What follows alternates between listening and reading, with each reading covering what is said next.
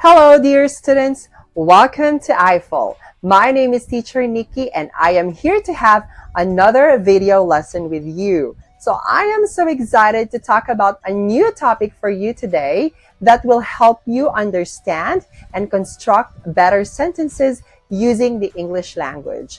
I know that these lessons will be very helpful for you to communicate using the English language that are grammatically correct and properly constructed, considering that we will be talking about some grammar topics. So I want you to concentrate on our lesson today, pay attention to our sample sentences, and please practice them very well even after the class. So let's go ahead and start our lesson. Let's go. So, for today's discussion, let's go ahead and talk about the degrees of adjectives. So, this will be just a light discussion of the different degrees of adjectives. So, that's why for us to have just an introduction and light idea of these three degrees. Okay, so let's go ahead and dive deeper on this topic. So, degrees of comparison. So there are three degrees of comparison of adjectives. So we have the positive degree, comparative degree, and superlative degree. Now, the positive degree is the normal adjective form, okay? The one you probably think of when you think of an adjective. In short, this is just the base form, okay? So now, you use this form when you are describing one thing or a group of things. For example, Jessica's backpack is really heavy. Heavy is an adjective in the positive degree because it describes Jessica's backpack. Okay? Next one.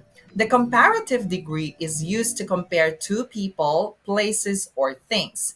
The word than typically follows the comparative form. When you are describing or comparing from the word comparative, when you are comparing two things, places, or people, then we use the comparative form of the adjective. And normally we use the word than with these words, okay?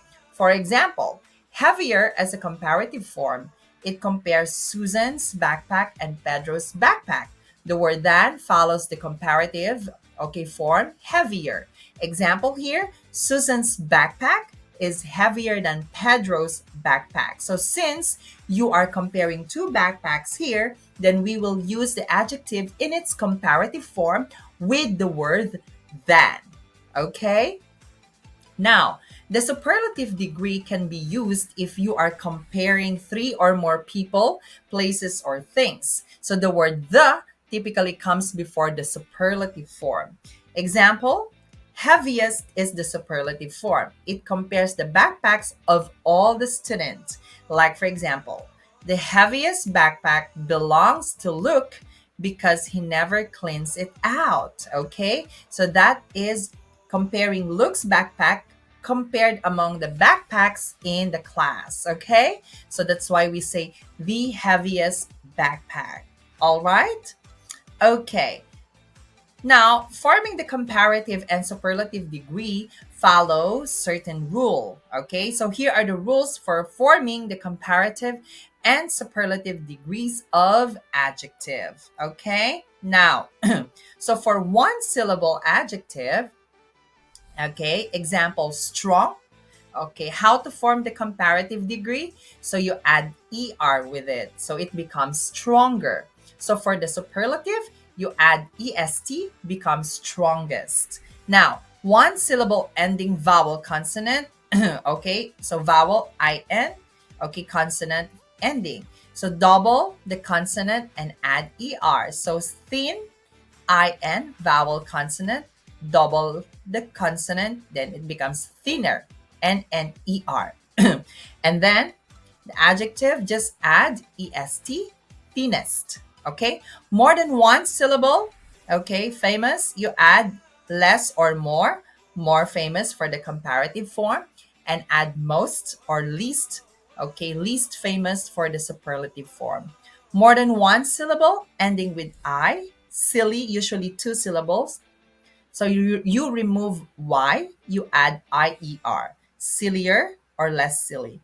Okay, remove Y and you add IEST, Okay, for superlative form, the silliest. Okay, so irregular adjectives here, of course, they have irregular forms. They don't follow any certain rule.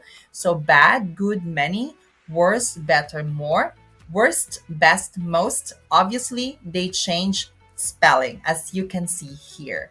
Okay, so now you make comparative forms in the following ways by putting more or less before the adjective if it has two or more syllables. Okay, if the adjective is one syllable long, you just add er to the end. If the adjective is two syllables and ends in y, change y to I and add er to the end, just like what we talked about. Now, the superlative forms in the following ways. Okay, by putting most or least before the adjective if it's two or more. And if the adjective is one syllable long, just add est, okay, to the end of it. If the adjective is two syllables long and ends in y, change y to I and then add est with it, okay? So this is just the discussion on the degree of adjectives and how we form them. Now, in the following videos or in the next videos that you would see, we would discuss deeply on the rules on how to form the comparative and the superlative forms. Okay? So I hope you find our lesson today very helpful.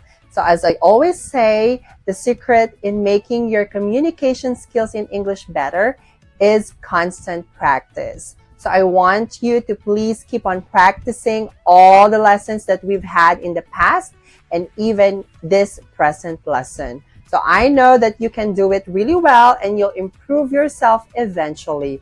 So just keep believing in yourself and practice more, okay? Now, please stay tuned to our more lessons here in I-Fal and please visit our website that I will flash on the next screen. I also encourage you to please subscribe to our classes because we have a lot of amazing teachers that will help you and guide you in improving your English skills. So once again, this is Teacher Nikki. So I'll just see you again on the next classes and video lessons that we're going to have. I know that we will have more amazing lessons in the future. So stay tuned and good luck. Study harder and I'll see you next time. Bye.